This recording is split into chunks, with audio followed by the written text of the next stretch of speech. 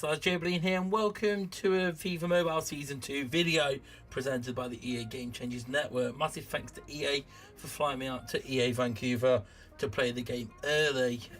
Massive fun that was, and got to meet all the lads and the devs. But yeah, it's a test build. Not everything's final, so things may change by the time we see the end game. And obviously I don't get to keep this account, it's only in use here. But I thought let's test everything out and make a master team. Sorry, not a master. Masters are purple. You should have already seen the master team video. Today we've got the legendary team. So legendary are 100 rated cards and above.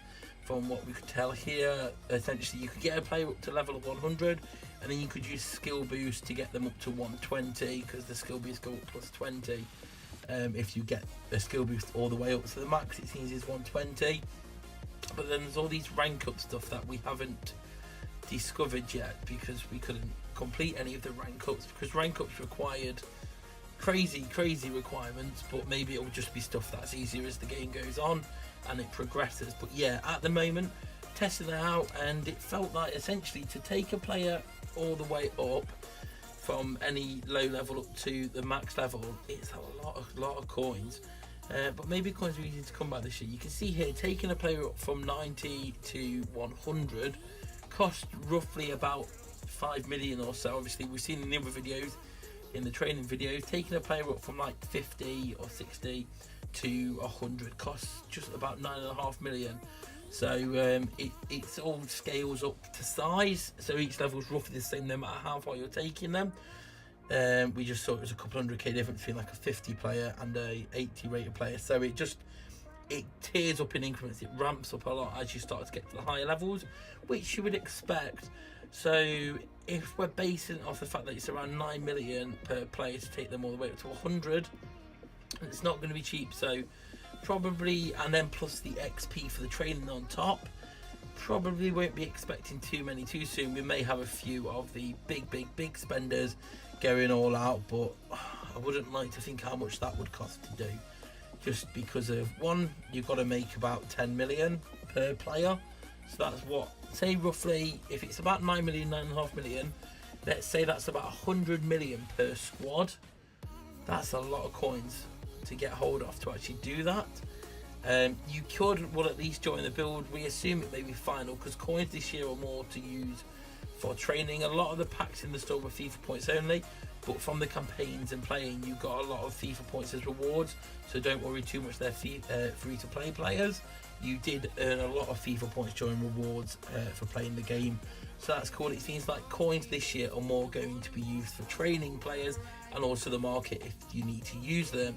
Doesn't seem like coins are going to be used too much for packs. There was obviously some packs in there for coins. It just seems like the option this year is going to be a lot less than it was already, but there'll be more uses for coins. So you probably wouldn't want to use coins on packs anyway, just because generally we found that you didn't always get your money back. So that's not too bad, okay? But yeah, your coins you do get more of anyway as it comes and goes, so nothing to worry about there. So yeah, you in the store at the time, similar to season 1, which appears sometimes, you could buy coins at 2.5 million coins per 10k FIFA points.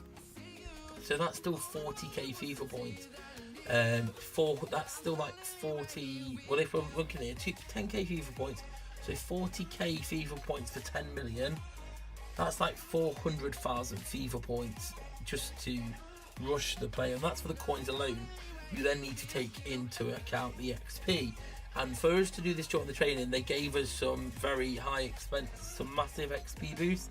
I'm not sure if these were actually XP boosts that are actually going to be in the game and available, or if they were just ones that the devs were using for testing out that they let us use. Because we had a test build, we had access to all what the devs could do and their build, so we could get videos done quickly for you without having to train them up over, because we only had a couple of hours each day. So that's how it was. So don't expect to see any of these soon. If we do, we know that person's put a hell of a lot of money into the game, probably bankrolling EA for the rest of the year if they were to do that. 400k FIFA points alone, based on what we saw in this build. But it was pretty fun to use, and I'm sure at some stage in the game I'll eventually get a full master team because that's the expectation for everyone. Eventually, to get the full master team, felt like you get to the, because once you reach level 100, that's not the end. You then do all the rank ups. We saw rank ups a little bit while playing, but because most of it's locked out, we weren't actually able to rank up a player at all, which shows that you're pretty much locked out. Just because I guess they don't want everyone to rank up straight away, and I guess as seasonal promotions coming throughout the year and months go on, they may unlock it, so they make it better to rank up.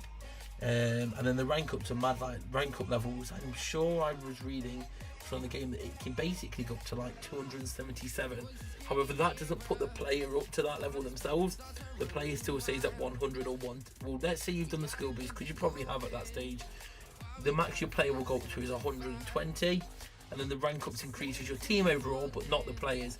So your team overall could be, say, for example, 150, but your players are still only 120. And then that's a case where you get to the stage where your overalls are only affecting what chances or counters you get in the game, but then your players are at a level playing field, just because it would be crazy if your players started having like 200 stats or whatever, like 200 speed. Your players' stats are going to be maxed at 140. So that's how that works. There's that level playing field in terms of in-game play. It's just the chances that will be harder or easier for you depending on your team overall, but we're still quite a few months away from that anyway, because it looked like we couldn't even rank up one player if we wanted to yet, based on the requirements, because they required like their own version and like a 90 rated card, and there's only one 90 rated card at the time for us to be able to get, and that's Ronaldo, who's extremely rare. So all of that, but it was good fun to have the chance to play with a legendary squad, as they're called. What do you guys think? Which card do you think look the best in terms of the base card? The elite, the master cards with purple, or the legendary black cards? Now, a few of us were saying we actually think the purple cards look more prestigious than the black cards. The purple just has that luxury colour, that luxury feel to them.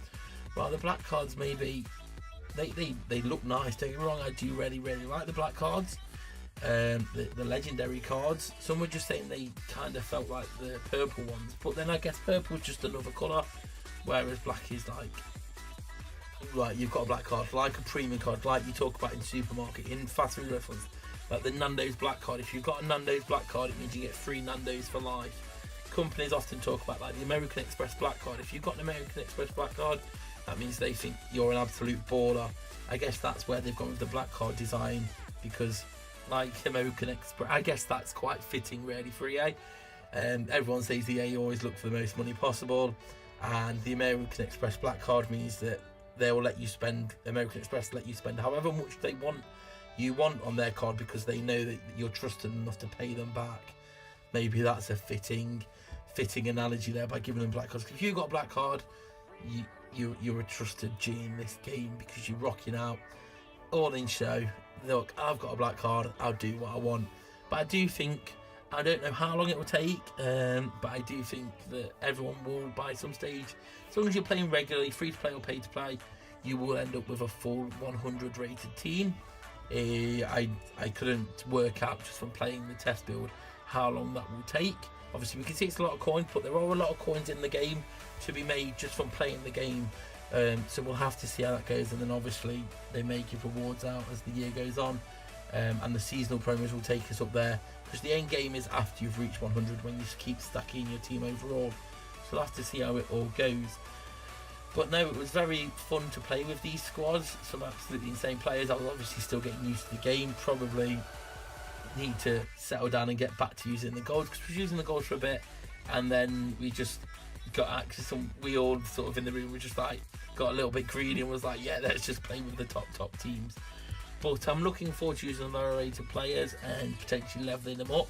I think this year, with me having the main account for packs, reviews and all of that good stuff, and then my free to play account, my Road to Glory, will be good, because I'll be able to do like focus more on budget beasts in the Road to Glory, and have like almost like review episodes within the Road to Glory where we focus on different players and teams.